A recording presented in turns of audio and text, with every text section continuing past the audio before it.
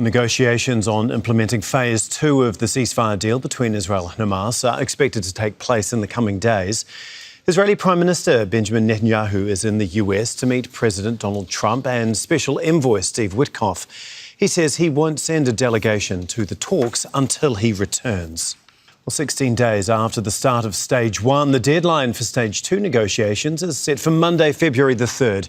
As stipulated in the ceasefire agreement, Phase 2 is expected to include the exchange of the remaining Israeli captives in Gaza for more Palestinians held in Israeli prisons.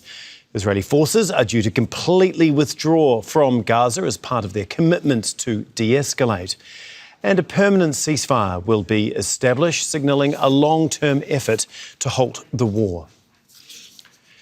Okay, we're going to go to Laura Khan, who is in Amman because Israel has banned Al Jazeera from reporting from that country. Now, this is a trip that we're going to be following closely because it could really decide where the ceasefire deal is going, which direction it's heading in. Can you just run us through exactly what Netanyahu is going to be doing in Washington, D.C., who he'll be talking with, and exactly what they'll be discussing?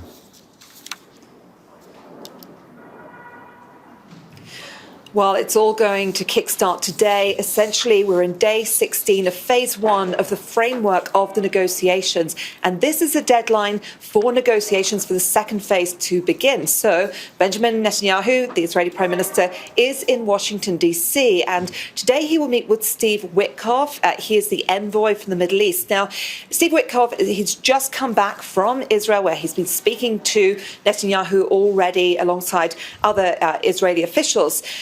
The two of them will discuss the Israeli side of this deal. So Netanyahu essentially wants to present that to Witkoff. So it seems as though this is all starting bilaterally without the negotiations team. Now, Netanyahu made it clear that he will not send delegates to kind of join in negotiations until after he has met with Donald Trump, and that's happening on Tuesday morning, essentially after he's returned back to Israel. But we do know that Steve Witkoff will meet with the Qatari Prime Minister and also top Egyptian officials to discuss this process, to discuss what Netanyahu has spoken about with him. And then he'll go back to Netanyahu, then they'll set a schedule and decide when they're going to send out a delegation.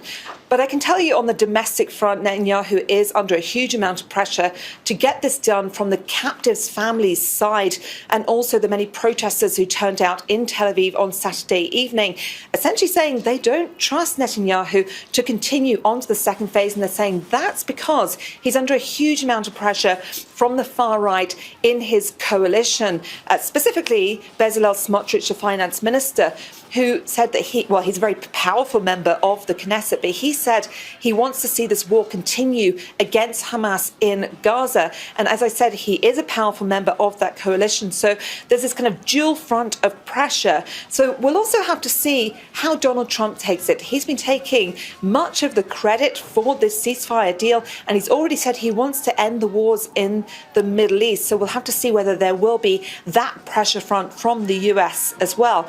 But certainly at the moment, these talks are beginning bilaterally. Fascinating to see how things play out in the coming days. Thank you so much, Laura. Laura Khan for us there in Amman. Make sure to subscribe to our channel to get the latest news from Al Jazeera.